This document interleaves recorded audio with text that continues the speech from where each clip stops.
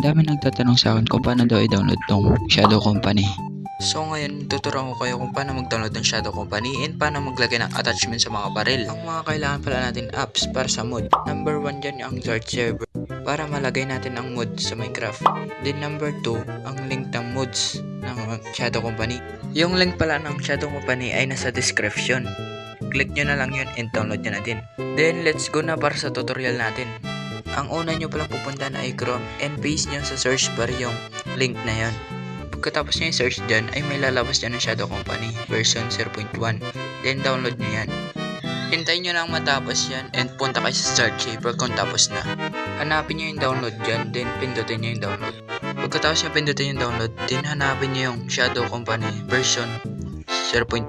And ito na pala siya. Hold nyo tapos yung rename niya ipalitan nyo. Dapat MCADDON nakalagay doon. Kung iba nakalagay is di gagana sa Minecraft yun. Kaya ito ilagay nyo. Pagkatapos nyo palitan ng pangalan is pindutin nyo yan and pindutin yung gilid ng view. Yung parang arrow doon, pindutin nyo yan. Then hanapin nyo yung Minecraft dyan and click nyo na din. Para malagay na yung mod sa Minecraft. Then wait nyo na lang yan.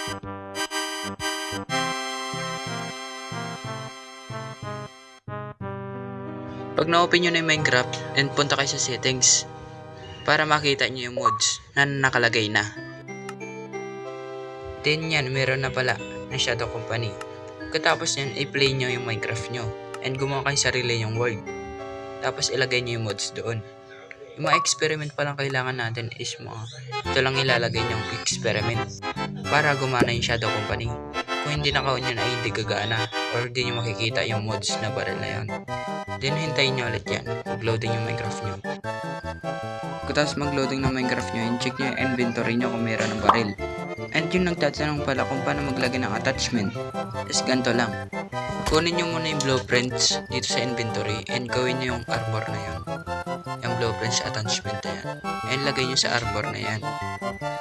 Pagkatapos yan ay punta kayo sa message and type nyo to.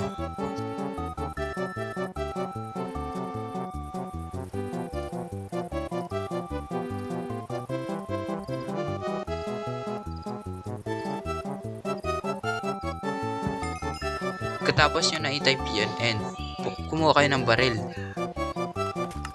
Click nyo yung scope dyan para makita nyo yung attachment and yung sa kasya na naman click nyo yung parang scope dyan and yung sa ano naman ipindutin yung reloading and yung baril.